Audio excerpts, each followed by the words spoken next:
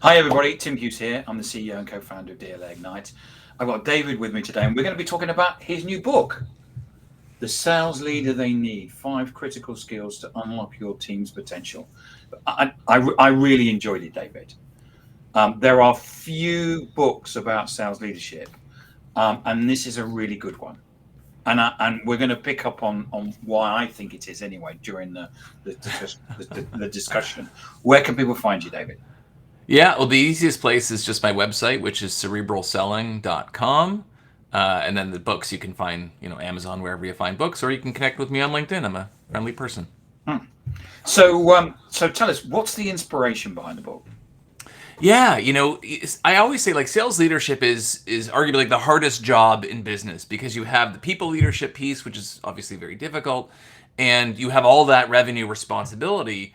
And for most of us who ended up in sales leadership, we ended up there because we were just good individual contributors, so we were given the opportunity to be leaders. But we quickly found out that what got us there won't get us here, what got you here won't get you there, and we lack sometimes the skills and clarity we need to lead people not only in sales but also through very adverse conditions as we're finding ourselves in over the last little while. So that was the kind of the impetus to lean into this content, I would say. Because one of the things about this is actually some of your training, isn't it? It is, yeah. It's funny. Like back at Salesforce, so I ended up at Salesforce because they acquired Because you my were acquired, yeah. they acquired my startup. But the startup itself was focused on feedback, coaching, and recognition. So we had a lot of this, language around, those kinds of really important topics. So while I was there, I started, creating some programs, Sales Leadership Academy, started doing some training of the sales leaders around these core topics, which then blossomed into, what we do today. So yeah, this has been, I'd say it's my not my stalest, but my oldest piece of training content for sure. So when we did the preparation call, you asked me 2 questions, Mm-hmm. which was think about the best sales leader you ever had, and think about what it is that they did for you. Why were That's they it. the best leader? That's it. It's funny because I talk a lot about, and this is actually a book by this title, like the knowing doing gap. You know, I like to show people you actually already know what you need to do to be the best sales leader you ever had, or your team ever had. And so I challenge people to think about, okay, who was the best sales leader you ever had, and people can picture that person readily quickly. And then I ask people, okay, what was it about that leader that made them the best? And it's not a secret. I've done this exercise hundreds of times. I go down to the whiteboard, I write down everything people say, and everything people say falls into 2 categories. I Yep. talk about in the book, which is, they cared about me, and then they just helped me grow personally, professionally. So when we hear things like, oh, they pushed me, they challenged me, they were transparent, they were honest, they guided my career, they gave me tough love when I needed it. Like it all goes into that category. So I tell people, like, if you want to be the best that your team ever had, you already know what to do. And by the way, I say, like, how did you show up for this greatest leader you ever had? Like, oh my gosh, I would do anything for them. I'm Yeah. like, okay. Like, would you sell a lot? Would you try really hard? Of course. So you already know. And now the book is all about breaking down the stuff you already know from a high level perspective into these 5 specific skills. Because you then, so basically the book breaks it down into what you need to do. And you've done it deliberately in a way where I could sit there as a sales leader. This is what and this is why I like about the book, is that I can sit there as a sales leader, and I can read it once and then keep it by the side of my desk and then keep referring to it, which I think is why you've written it in this particular way. 100%. And, one of the things that first of all, I'm grateful, Tim, that you like the book. And that's the best part. As you know from being an author, the best part of the book process is when people actually read it and they say, oh my gosh, like this is really great and helpful. I've had people come to me, and I know that you have, that said, this has changed my life. Oh, And it's just the amazing feeling.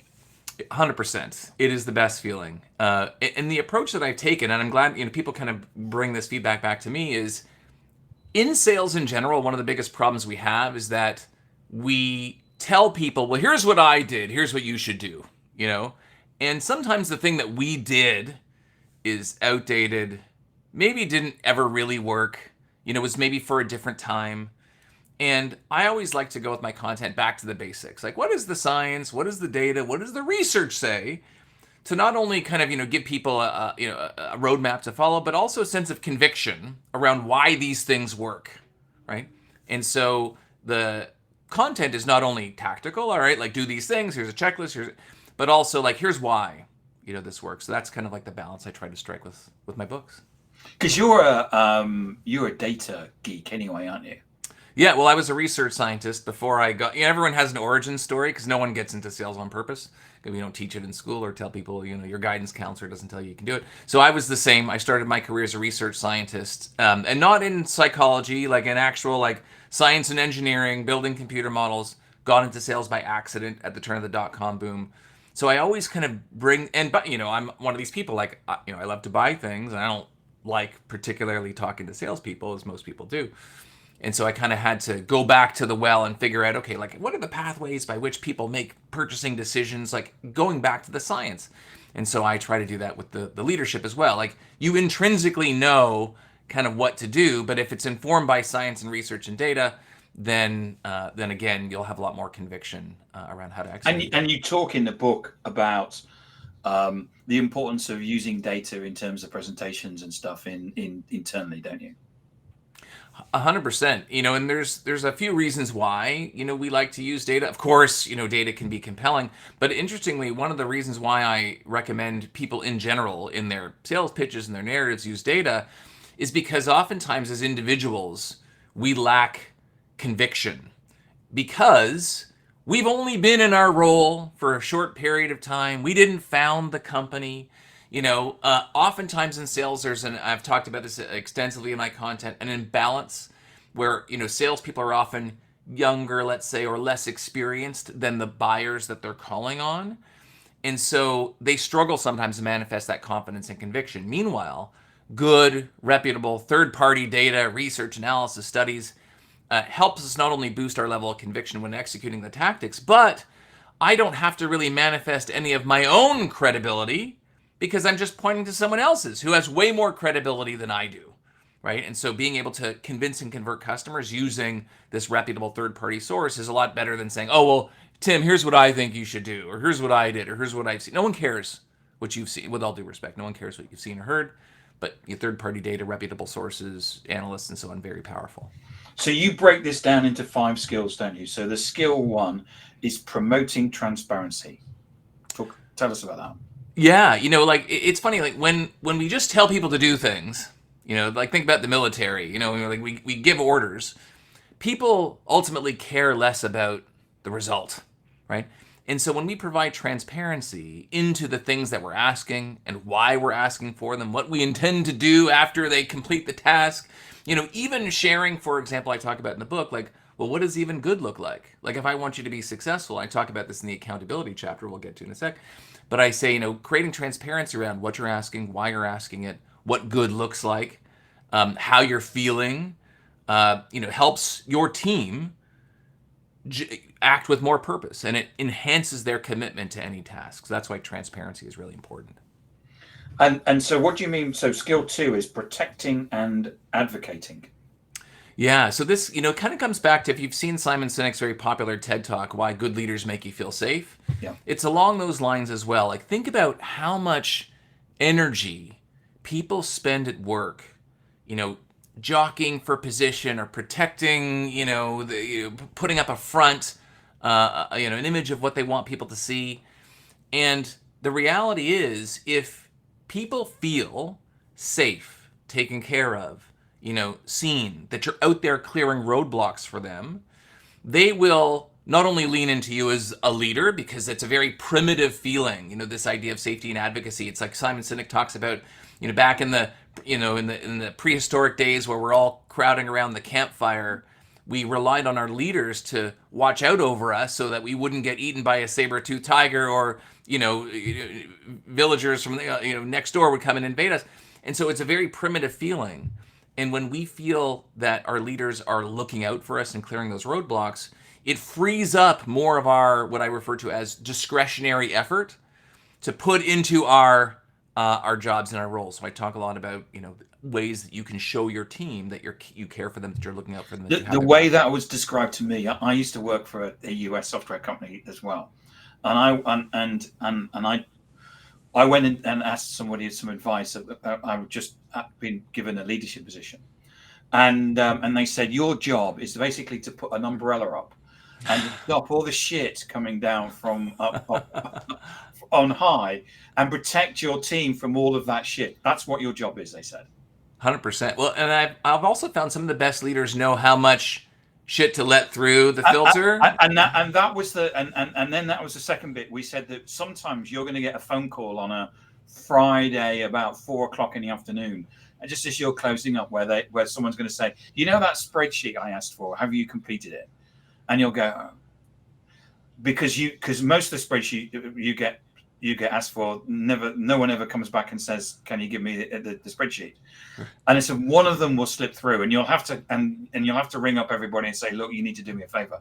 But that was, a lot of people said to me, that's what leadership is about when you work for corporate. Yeah, and especially in sales, it's very, common to have, let's say, corporate comes down and says, hey, Tim, the numbers aren't looking good this month. Your team really has to try harder. And so you go to your team, you're like, hey, team, everyone, like, corporate's really breathing down my neck. You guys all need to, try harder. And sometimes we just transmit, the pressure that we get from the top. Some of the genius, leaders that I've worked for in the past knew how much of that to transmit and how much to protect from. But there is an element of protection there for sure. Yeah. So skill 3 is driving accountability. Yeah, I mean, look, we all make commitments to each other. Tim, I need you to do this. I'm You committing to turned do up on this. time, David, today. So. There you go. Like, I fulfilled my commitment.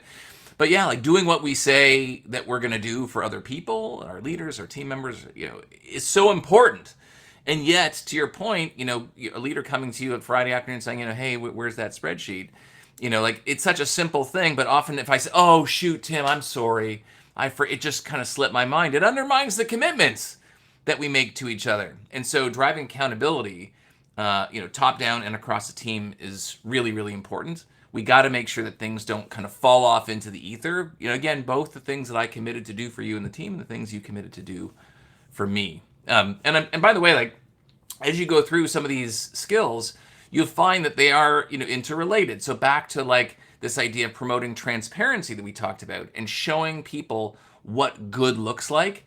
It's very difficult for me. Like, let's say, for example, I say, Tim, you got to learn the corporate pitch and, deliver it with high conviction. And then you say, no problem, David, I got it. And then, I see you, talking to a customer one day and it's totally off the mark. I'm like, Tim, what's going on? I thought you said you were going to practice this. And you said, well, I did. I tried really hard. But sometimes the problem was I never really showed you what good looked like. I didn't show you good pitch, good forecast, good next steps. And so it's very difficult to hold you accountable for a gold standard that I've never really set. So that's a big component of driving accountability as well, showing your team what good looks like, as it is transparency. Yeah, we did an exercise where we got the team together and we basically got 2 whiteboards and said, okay, what's bad and what's good? And then got everybody to make a commitment to stay with the good one and not to do the bad things. 100%. Well, I talk about this example back at Salesforce. There was a period of time where we increased our prices for the first time. You do talk about that, yeah. Yeah, in like 16 years in company history. And we said, hey, team, go out and tell your customers there's never been a better time to buy. Prices are going up in 2 months. Like, legit. Salespeople are always looking for an excuse to call customers with a high conviction message. And we thought we were giving that to them. Like, this should be really simple. Prices are going up. Never been a better time to buy. If you buy now, you can lock in. And they went out and to our surprise, customers got really pissed off. Customers were like, oh, what is this? You're trying to pressure us into buying, on your timeline now? This is ridiculous.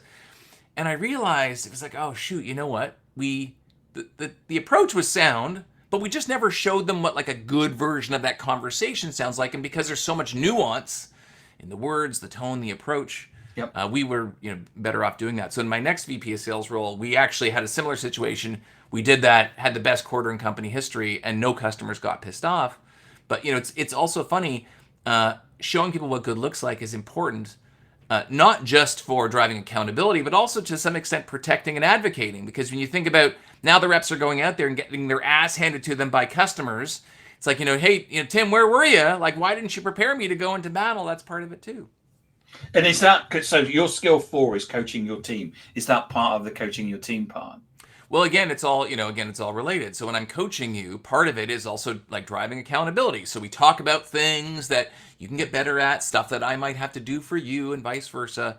And so, you find all these things that are wrapped up in coaching, like protecting and advocating. Like, okay, if I'm trying to help you get better tactically, like that shows you that I care about you, that I'm looking out for you. And yes, so coaching it's funny, like in my first book, Sell the Way You Buy, the chapter on discovery was twice as big. It was a 20,000 word chapter. It's like twice as big as any other chapter. And I was talking to my publisher and they said, like, hey, you got this big monster chapter here. Is, what's this about? I'm like, well, like discovery is kind of a big deal. And they said, is it the most important part of the sales cycle? I said, yeah. And they said, okay, well then it should have the biggest chapter. And in this book, coaching is also the biggest chapter, probably twice as big as the next biggest one. Because it's so all-encompassing and it is so important. You would think with all of the data, and I outline that data right at the beginning of the coaching chapter. It's like, here's all the data that says, conversion rates, revenue, retention, all these good things happen when we coach our team, to the extent that you would think people are like running for the hills to do this in companies and to really lean into this skill, and they are not. So it's a hugely important skill, one that we do not practice enough, and hold ourselves accountable as leaders to do enough. So coaching is a big monster part, and that's why I say it's skill number 4, because it to some extent builds off the skills before it. Yeah, and I think quite often we're given when we've had to do a lot and learn a lot about coaching, because it's not really a skill that you're taught. You're taught about leadership, but you're not taught about, you're taught about how to tell people stuff, and you're taught how to listen, but the coaching bit is kind of lost. Yeah, it's a skill, and it's one of the areas where, as a high performing individual contributor, it's very easy for me to fall into this trap of, hey, look, I saw you perform, I see what the problem is, now I'm going to tell you. And we fall back into this like directive style of coaching, which the data says frontline managers disproportionately compared to their more senior counterparts believe it's their job. Like, my job is to tell you what to do, which is not what coaching is, but that's the trap that we can fall into. And your 5th skill is getting and giving feedback. Yeah, and I say that intentionally in that order, getting feedback, because as leaders, we all have blind spots. Things that people have, like little thought bubbles in their head, that if we only knew, what they were thinking, we would be in a better position to lead. But people don't tell us for lots of reasons. They're afraid. They don't know if we're going to do anything with the feedback. We might take it the wrong way. And so, I talk about this idea of like, how do we actually get feedback? How do we show people we're open to it? And some really interesting data around the impact of feedback frequency. This idea, and I point to this amazing study by Marshall Goldsmith. It's called Leadership as a Contact Sport, which I saw back for the first time, I think it was 2008. And it was this idea that feedback frequency drives the perception of improvement. Because the idea is that we don't improve when our behaviors change. We only improve when our behaviors are seen by others to have changed. And so getting feedback and asking for feedback on that frequent basis helps create the perception and reality, but like perception is reality in this case, of growth. So that's why I say like getting feedback, really important. And then of course, giving feedback, like how do we share with our team members the things that they need to get better at? And so that's what I talk about. Yeah, the number one thing that when I've interviewed people, the number one thing that they've said about or people that train leaders is that that a leader needs to be self-aware. And most leaders think they're self-aware, they're not. They need to give their team psychological safety. But the thing that leaders don't do, which they should do, which is ask for feedback. And that's quite often because the fact that leaders are in a position because they're sitting there thinking, God, if people find out that I'm actually rubbish, I won one deal and then they've made me leader and I haven't got a clue. Right. And so the person doesn't sit there and say, so what do you think of me as a leader? Because they expect everyone to go, well, you're shit. Whereas actually, people will give you feedback where they'll say, well, yeah, I think, you're good at this, but have you thought about this? And the worst thing in the world is for people to pat you on the back and say you're really good.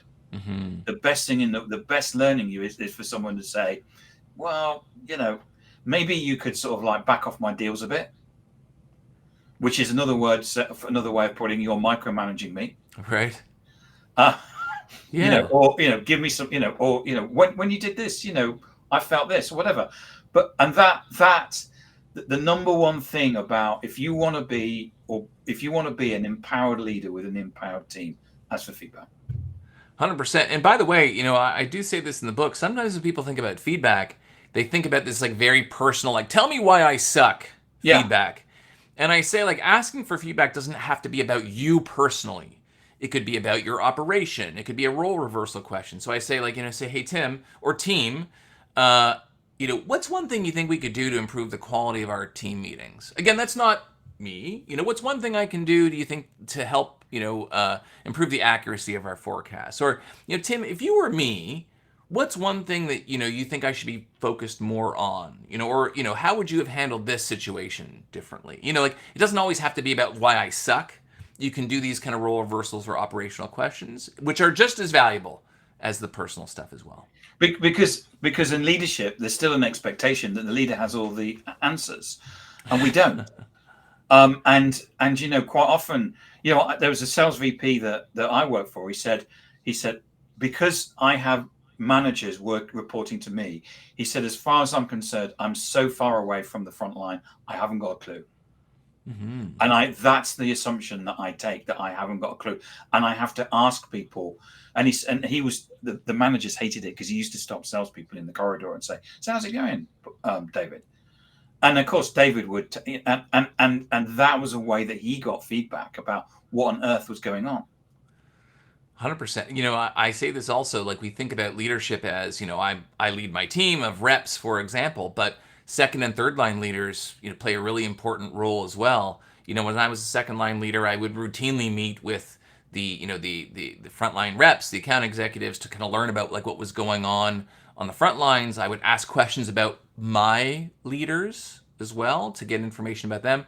It's funny. I think back to, when my kids were little, and my parents would say, hey, look, if we want to know anything about what's going on in your house, we'll just take your kids out for ice cream, and they'll tell us everything. So like, oh, what are mommy and daddy doing about this, or what about that? And so I think about the same thing as a second or third line leader. You have not just a responsibility, but also an opportunity to take the kids out for ice cream and learn things that you wouldn't hear otherwise. And so getting that feedback as a second, third line really important as well. David, thank you so much for coming on and talking about your second book, The Sales Leader They Need, which is a great book. And if you're thinking about moving into sales leadership, or you are a sales leader and you want to know, get some advice on how to lead, it's a really, really good book. And I would really recommend it for anybody, whether it's tech or whatever. It's a great book on sales leadership. Right on. Thank you so much, Tim. And I appreciate your support as always from way back in the Sell the Way You Buy days. Hey, you're welcome, David. I've enjoyed both your books, and I recommend them. I mean, they're good books. This one is, as I said, there's very few books on sales leadership. So there's a lot of leadership books, a lot of sales books, not so much in the middle. So yeah. So where can people find you? Yeah, like I said, you can find cerebralselling.com. I have tons of guides, content. You can find links to the books there. And if you want to just grab the book, you can find the book on Amazon. Is probably the easiest place. Thank you, David. I really appreciate it.